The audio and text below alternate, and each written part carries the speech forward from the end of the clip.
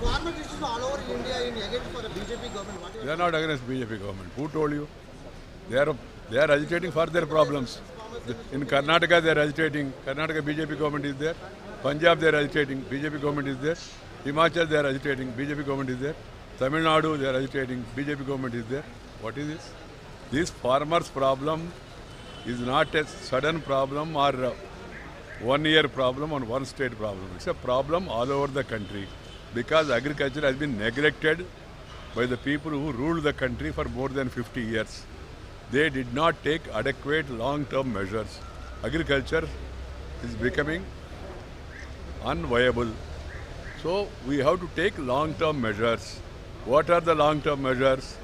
Creating godowns, creating cold storage, creating refrigerator van system, creating National Agriculture Market so that the farmers know what is available where they get good price. Then also creating rural roads, then reaching electricity, then reaching water, and then introducing crop insurance, and also providing money for the ongoing irrigation projects. All these things are done by Narendra Modi. 50,000 crores Pradhana Mantri Sinchai Yojana irrigation program sanctioned. Insurance scheme, lowest premium, highest compensation introduced by Modi government.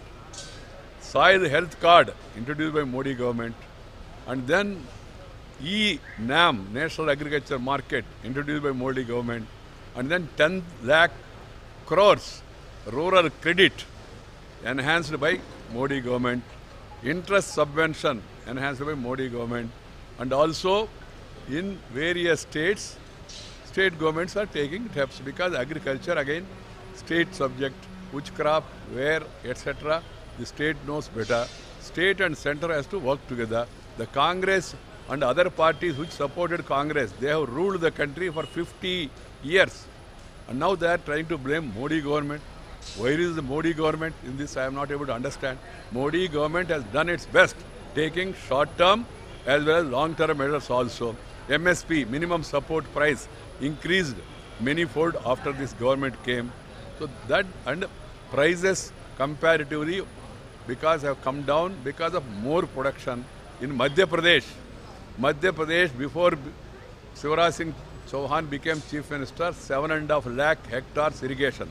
Today, 40 lakh hectares irrigation because he has reached water. He has connected rivers also. Then he has also taken 4,500 crores. He has written off the farmers' electricity bill. Then he has also introduced zero interest for the farming credit. Zero interest. If you pay on time, zero interest. Only principal has to be made. And then seed, he made it available. And then Madhya Pradesh is one state where the agriculture growth is 20% for last 5 years. They have put some 13 demands. He has agreed 11 demands. In between, this incident happened. Any incident where farmers, they lose their life, it is very sad, it is condemnable. That's why Chief Minister shifted collector, shifted superintendent of police of the 3 districts, and he has ordered a judicial inquiry. Let the truth come. Now suddenly Congress leaders, they go like a pilgrimage, and then they want to defy, and then they don't follow traffic rules. The Congress leader goes on a scooter with 3 people, not allowed. You are supposed to wear a headgear, not done. No rule, because he is a leader, he has no rule whatsoever. He should be a model and ideal to people. A leader should be a model and ideal to people. Leader himself violates. Then I have a question directly, many of you may not be knowing. In the same Madhya Pradesh, when Congress was in power in 1998, January 12th, in Multan village, in Betul district, Shadol division, there was a firing on farmers. 24 farmers died on the spot. 150 farmers injured. No Rahul Gandhi, no Sonia Gandhi, no communist leader visited that place. 24 farmers died, no problem. Here, 5 farmers died, very unfortunate. Chief Minister announced 1 crore compensation to the family. And then judicial inquiry is ordered. And Congress party says, no, you are firing on farmers. When you did it, no problem. Nandigram in Bengal, there was a firing, 7 people died. I have number of instances like this. Even one farmer dies or one ordinary person dies. It's a very sad thing, very sorry for that. One has to take long-term as well as short-term measures, and our government is doing its best. Loan waiver is a state issue. UP government have done it, and then Andhra government have done it. Telangana government have done it. Now Maharashtra government is going to do it. Depending on the finance of the state, every state can do. If Tamil Nadu government also want to do, they can do depending on the finances that are available. But these parties which has ruled the country, either the Congress or the DMK or the Communists, they were together. They were responsible for neglecting agriculture, and they have no moral right to criticize. I only appeal to all political parties, don't politicize the farmers' issue, because the issue will be lost and there will be political controversy, which has already started in Madhya Pradesh. This is what I want to. I can tell you the best chief minister who is a pro-farmer, pro-village in the country. I can give you, I'm writing an article to come tomorrow. In the entire country, 20% agriculture growth, no other state, including Tamil Nadu, including my Andhra Pradesh or any state. National average is 4. Madhya Pradesh is 20%. Now the problem is of plenty, more production and less marketing. That's one. Secondly, he has given 0% interest. No other state is giving, including some of my BJP states. 0% interest for the agriculture credit. Third, 10 hours assured power supply. Fourth, he has added 1 lakh kilometers of rural road connectivity. And then he has also formed a stabilization fund for the farmers. And he has given 200 rupees per quintal bonus. Nowhere in other except Chhattisgarh, no other state has given. How can you say? Only point is, this should have been avoided. The local officers, I don't know why, in spite of provocation, you have seen 27 vehicles were torched, set on fire. TV, it's there on TV. And then policemen were attacked. They were also pelted stones and all. So in such a situation, this happened. I am not justifying, because a judicial inquiry is ordered. Let us see what is going to be the result. And Congress party jumping the gun. Wherever there is some issue, Congress Vice President goes there for a photo opportunity. Why he has not gone to Karnataka, where there is serious agriculture situation? Why he has not gone to other places whenever something goes wrong? Only just whenever there something happens, come for a photo opportunity, have publicity, forget Kalavati next day. He went to one Kalavati. Afterwards, she forgot her. He came to Hyderabad University. 10 people committed suicide. He went only once. Jawaharlal Nehru University. He went to express solidarity with Afzal Guru. So you have sympathy for Afzal Guru. You have sympathy for Yaqub Memon. You have sympathy for Makbul Bhatt. And then you people, you cut down a cow, eat the cow meat in front of everybody. You want to insult the sentiments of the people. And you go on doing negative propaganda. They are saying there is a ban on cattle. There is no ban. Kerala High Court asked, where is the ban? Nobody was able to say. The matter is there, being inquired even by Tamil Nadu, Madurai High Court also.